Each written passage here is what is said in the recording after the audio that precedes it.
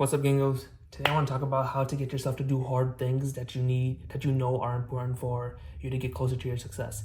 And it all comes back to your brain and how dopamine works, right? And so as I've been doing more and more research of this, everything's been connecting more and more. And so back in the day, dopamine was known as a pleasure or happy chemical, right? So we every time it was released, we thought we would feel happy or pleasurable. But now it's more so dopamine is connected to your desires. So when you want to do something, your brain believes it'll give you dopamine, right? And so you do it and you might get the dopamine, and it can either lead to a good source of dopamine or a bad source, right?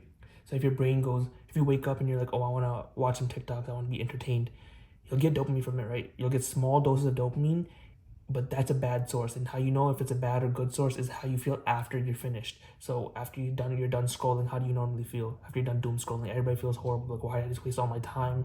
I gained nothing from it, this and that, right? But there's also a good source of dopamine. So like me, I get a lot of my dopamine from the gym. So when I am like, my brain goes, oh, let's go to the gym right now, let's go, right? I go to the gym, and after, even if the workout isn't great or I feel tired or whatever the case may be, after the workout is done, I never regret it, and I will be like, my brain feels good, like my whole body feels good. I'm like, oh, I'm so happy I actually came. I'm so happy I got this workout in, right? So that's how I know it's a good source of dopamine.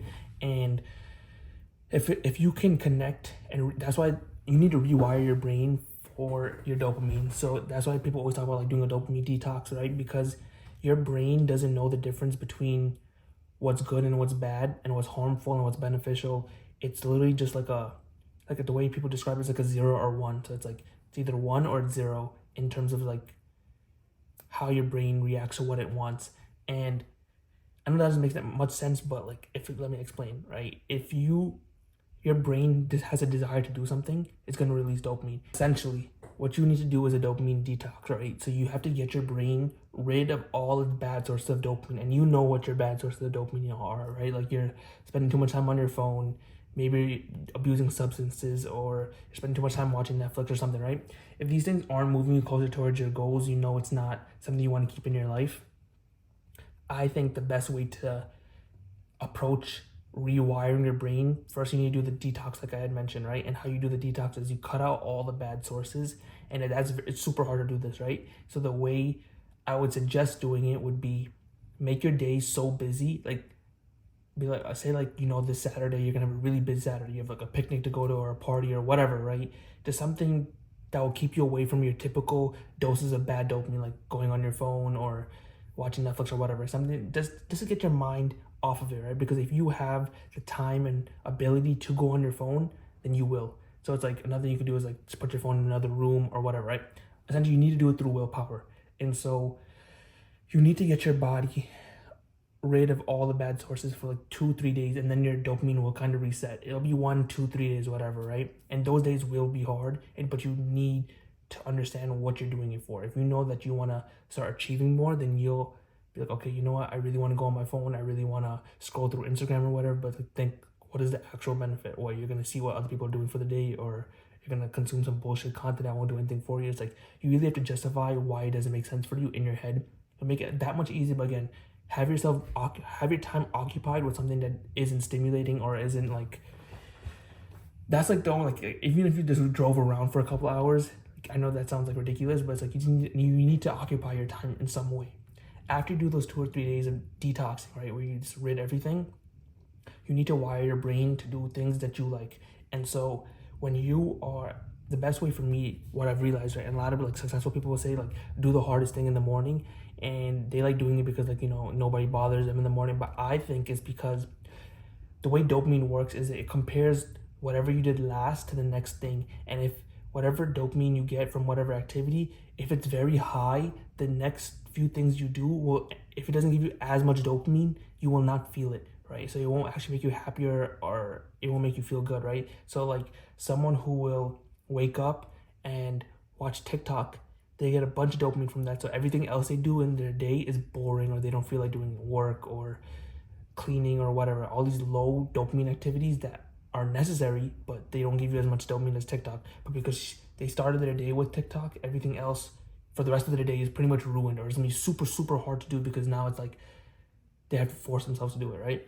So what I've really, and that's because it compares whatever, like if you go from TikTok to cleaning, your brain's comparing the cleaning to the dopamine activity. So that's how it works. It's like dopamine, it goes from thing to another thing, and it can't be stacked. So you can't just like be like, okay, I'm gonna clean and I'm gonna listen to music and I'm gonna eat chocolate. So it's stacking all the different sources of dopamine. It doesn't work like that. It's just scientifically backed. Like if you ever watch Andrew Huberman's podcast on dopamine, he talks about it more in depthly. But all you know is it doesn't stack and it compares from one thing to the next, right? So if you want to actually start a new like routine or a habit or something that will get you closer to your goals, like going to the gym, doing business work, whatever it may be, you need to do it right after you wake up. Not only because you have the free time or whatever, but because your brain will compare sleep to whatever activity that you're doing. And so because it's something new to you, you probably won't be good at it. So you probably won't enjoy it. And so like if you go to the gym and you just walk around for the first time, you're like, oh, I don't know what to do. And your brain like, oh, this is boring. We should just watch TikTok or whatever. But it's like, no matter what you do in life, when you start, it's going to suck because you're bad at it. And until you get good at it, it's not going to be fun, right? But getting good at it takes experience. Experience takes time. So you just need to give it enough time until you get good. And that's when you'll enjoy it. But that's why I say start this after you detox. Do whatever the hardest thing for you to do or the most important thing for you to do right after you wake up, because your brain will compare whatever activity, no matter how hard and boring it is, to sleep. And so it will, because sleep is not stimulating at all, it's not giving you dopamine, it's just there for your recovery.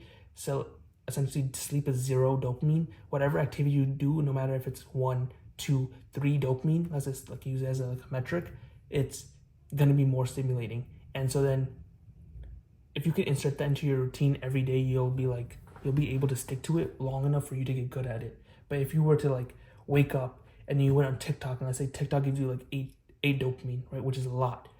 Whatever work you do next, if you went from like doing if you went from the TikTok 8 dopamine to like the hard work you have to do, like go to the gym or start your business or whatever, and that only gives you 2 or 3 dopamine because it's new and it's hard and it's not enjoyable for those reasons, and it's gonna really, really suck. And then your brain's gonna say like, oh, this sucks, we should have stayed home, this is why I don't want to do this whatever, right? This is boring. And then it won't ever get you into the loop of doing it consistently. So you'll never put it into your routine because you ruined the habit by having it compared to a previously bad source of dopamine. So, and once you start doing it, you realize like you waste a lot of your time on stupid sources and bad sources of dopamine, and it's like you're just stuck in this loop. And so if you could get yourself out the loop, you'll want to get yourself out of all the bad loops. Like when I cut out Twitter and Twitch, I was like, I feel so much more better and I have so much more time. And then I started cutting off everything else, like entertainment, YouTube and TikTok and Instagram. And then I started freeing up so much of my time. And I was like, you know what? This dopamine thing is like, it's scary because you don't even realize how obsessed or addicted you are to like your routine, because dopamine essentially is needed for like human life or whatever, right? You need to have your dopamine constantly be released or whatever for you to feel happy or feel good or just have desire or whatever. And so if the things that you have in your day-to-day that give you dopamine, your brain literally thinks it's necessary for you to live. So like if you don't go on TikTok, your brain will be like, no, you need to go on it. No, you need to go on it. Like you need it for life, when you obviously don't. And until you break the chain, you'll stay in that loop forever and ever.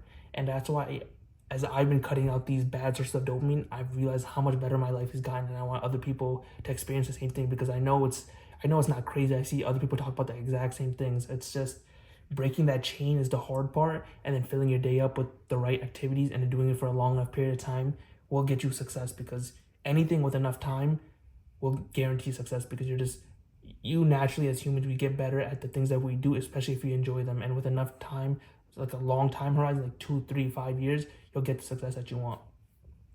Nonetheless, focus on trying to break the chain of a bad dopamine cycle. Your life will be so much more better, I'm telling you. In the end, we're all gonna fucking win. We're gonna win.